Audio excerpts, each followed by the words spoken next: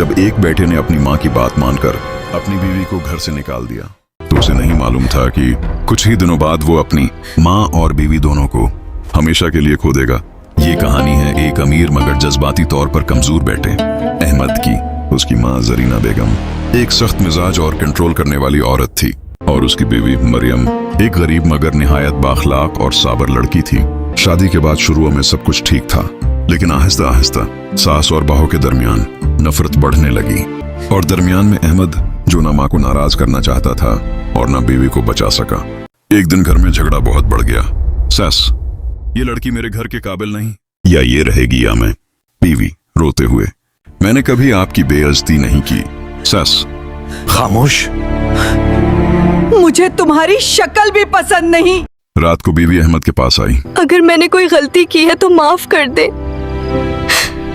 लेकिन मुझे इस तरह जलील ना करे। अहमद परेशान था।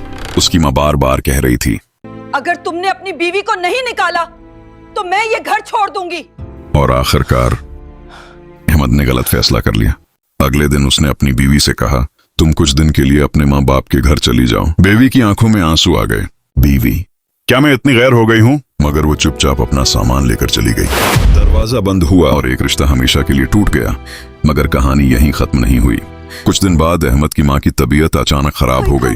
उसे अस्पताल ले जाया गया मगर बहुत देर हो चुकी थी। मरने से पहले जरीना बेगम ने सिर्फ एक जुमला कहा, माँ, काश मैंने तुम्हारी खुशी ना तोड़ी होती। और वो दुनिया से चली गई। इधर अहमद अपनी बीवी को वापस लाने गया मगर उसे एक और सदमा मिला। बीवी शदीद सदमे में बीमार हो चुकी थी और कुछ ही दिनों बाद वो भी दुनिया से चली गई। मैंने सबको खुश करने की कोशिश में सब कुछ खो दिया। काश मैंने फैसला मोहब्बत से किया होता, खौफ से नहीं।